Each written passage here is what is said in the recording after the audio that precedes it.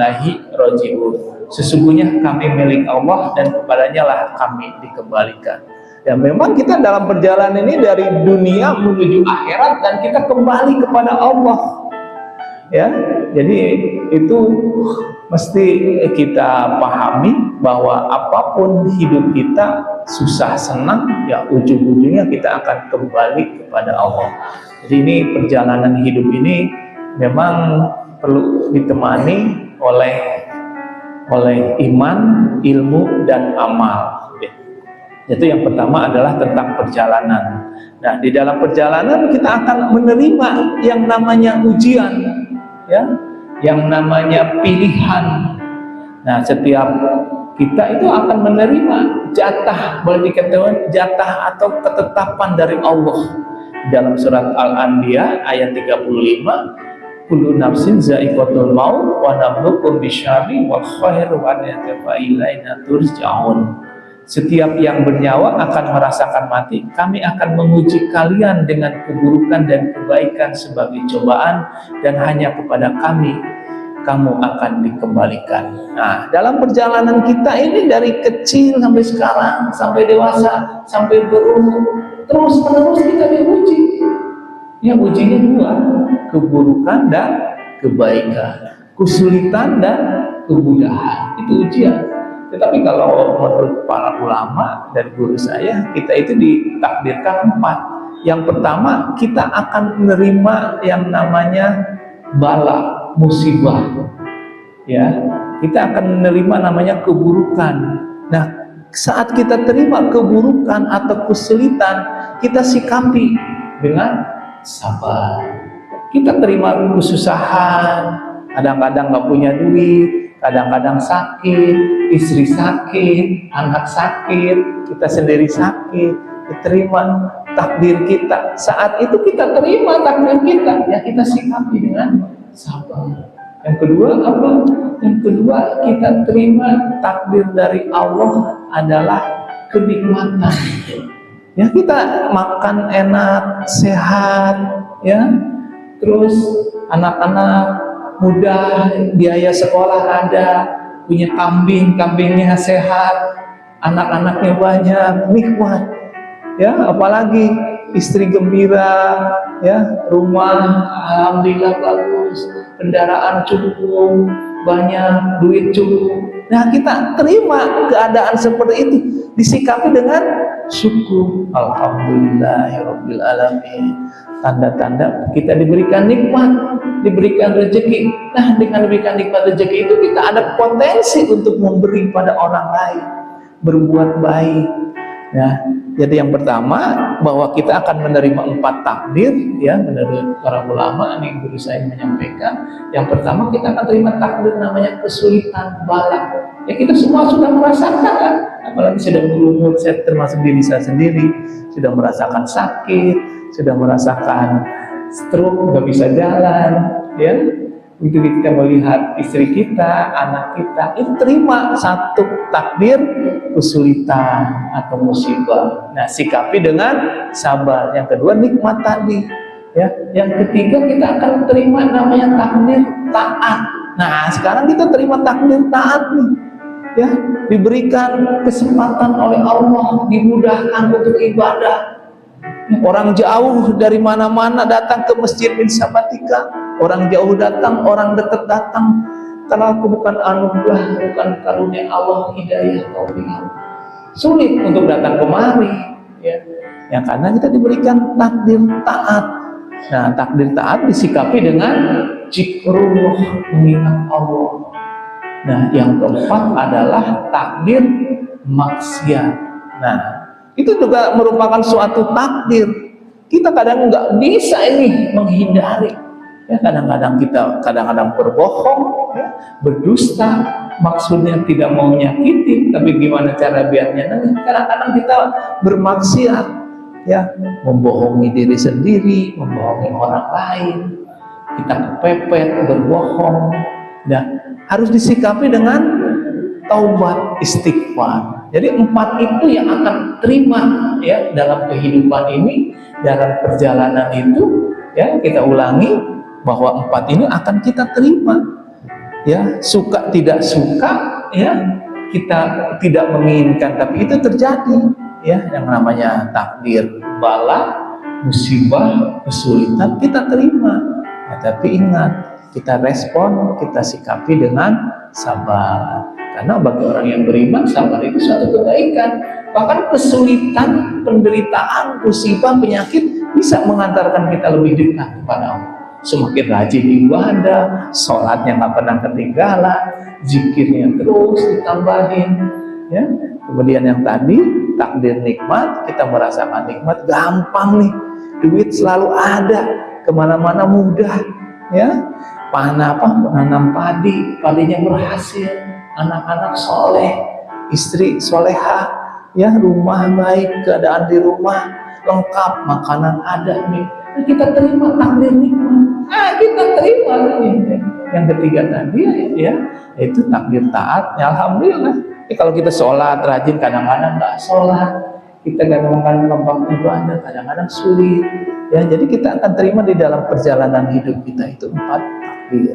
Secara umum, yaitu kita akan terima ujian dari Allah, ujian kesulitan dan kebaikan, karena memang ada dalilnya di surat Al-Anbiya ayat 35. Nah, dalam setiap langkah kita tentu yang terpenting kita dibarengi dengan iman, ya. Iman adalah keyakinan teguh kepada Allah, ya, kepada malaikat, kepada kitab-kitabnya, kepada rasul-rasulnya, dan hari akhir dan takdir. Tanpa iman, amal kehilangan tujuan. Iman adalah bahan bakar spiritual. Nah, ini terus kita meningkatkan keimanan kita, ya, keyakinan teguh kepada Allah Subhanahu wa Ta'ala. Di dalam surat Al-Kahfi ayat 107, innal ladzina amanu wa amilus solihati kanat lahum jannatul firdaus nujulan. Sungguh orang yang beriman dan mengerjakan kebajikan, untuk mereka disediakan surga firdaus sebagai tempat tinggal. Jadi syaratnya masuk surga itu 2. Pertama, kita iman kita kepada Allah. Yang kedua, berbuat kebajikan. Iman aja nggak cukup, harus ada usaha, berbuat baik. Beriman dan berbuat baik aja nggak cukup, berbuat. Kenapa? Karena apa? Karena kita iman kita kepada Allah. Jadi 2 hal itu penting, iman dan berbuat baik. Ini kita dorongan kita berbuat baik karena iman, khususnya buat diri saya sendiri. Jangan hanya berbuat baik tapi tidak beriman. Begitu juga hanya tidak cukup dengan beriman, tapi harus dibuktikan dengan berbuat baik. Itu yang pertama, iman. Yang kedua adalah ilmu. Nah, ilmu itu sebagai cahaya. Kita rumit hidup, sulit hidup karena kurang cahaya, ya, seperti di dalam kegelapan. Makanya ilmu itu adalah cahaya. Kita dapat ngaji, dapat pencerahan. Kadang-kadang kita sulit gitu karena kita kurang ilmu, nggak tahu cara menyelesaikan masalah kita, ya. Seperti misalkan nanam padi, kok gagal terus, wah, ilmunya belum kita terima. Ada sekarang mungkin ada hama baru, obat baru. Kalau dulu mungkin nggak ada, tahu-tahu sekarang ada hama baru. Yang perlu tambahan begitu. Ya, begitu juga misalkan binatang ternak, kok sakit dulu. Nah, perlu ada ilmu. Jadi ilmu itu adalah cahaya. Tanpa ilmu, perjalanan hidup kita akan tersesat. Ilmu yang benar membimbing kita ke jalan yang lurus dan memperkuat iman. Nah, ilmu datang dari mana? Ya, seperti yang tadi saya sampaikan, bahwa kita lahir nggak tahu apa. Jangankan lahir, kita pun sudah dewasa tuh banyak yang nggak tahu. Ya, makanya sering banyak mendengar, sering banyak melihat, ya, untuk ilmu kita. Ya, kalau di dalam keyakinan, di dalam kitab Ihya Ulumuddin, bahwa keyakinan kita itu ada 3. Ya, kalau dipaparkan dalam kitab Ihya Ulumuddin karangan Imam Al-Ghazali, bahwa ada orang awam, ada orang ahli kalam, ada orang arifin. Orang awam dia nggak tahu masalah ini, nggak tahu dalilnya, ayatnya, tanya sama ahli kalam. Ahli kalam menjelaskan, oh ini dalilnya, oh ini ilmunya masalah ini. Nah, dia tahu, orang awam dari informasi dari ahli kalam, dia punya keyakinan itu yang benar. Nah, itu namanya ilmu yakin. Dia berkeyakinan adanya ilmu, jadi ilmu yakin. Nah, orang yang berilmu sudah mendapatkan ilmu dari ahli kalam, dia melihat kebenaran. Nah, melihat kebenaran itu dia menjadi keyakinan namanya ainul yakin. Ainul yakin didapat dengan melihat suatu kebenaran. Jadi tingkatan pertama ilmu yakin, keyakinan itu benar karena ada dasar ilmu, sudah dapat ilmu dia melihat kebenaran, kemudian menjadi ainul yakin. Ada lagi tingkatan the best, terbaik, yaitu sudah merasakan ilmu itu, sudah mendapat ilmu, sudah melihat itu ada kebenaran, dan dia sendiri menikmati, merasakan, itu akan timbul yang namanya hakul yakin. Hakul yakin didapat dari pengalaman, dari merasakan. Kalau kita contohin kalau kita sebelum menikah, kan kita nggak tahu nikmatnya nikah. Pasangan kita, wah gimana kita dapat pasangan? Oh dia itu baik, oh dapat ilmunya, dia itu baik, oh cocok. Oh udah melihat pasangan kita, wah naik nih dari ilmu yakin ke ainul yakin. Tahu-tahu menikah dengan dia, merasakan bersama dia, hakul yakin. Ya, rumah tangga mungkin ada yang lebih dari 30 tahun di sini ya. Ya, saya 20 tahun. Karena tingkatannya udah hakul yakin, sudah merasakan, sudah menikmati.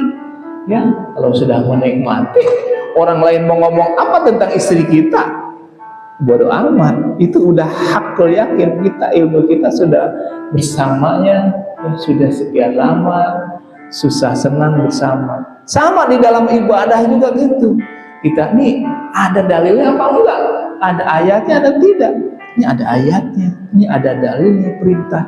Wah, ilmu yakinnya udah, ainul yakinnya dapat, hakul yakin ya kita laksanakan sendiri. Ya seperti sholat. Sholat itu kalau nggak sampai ke hakul yakin, nggak merasakan, nggak menikmati, sholat menjadi segan, maksudnya agak-agak tapi udah nyampe ke hakul yakin, sholat itu nikmat. Ketinggalan sholat terbebani beban bagi diri kita. Wah, ada yang kurang hidup nih, belum sholat.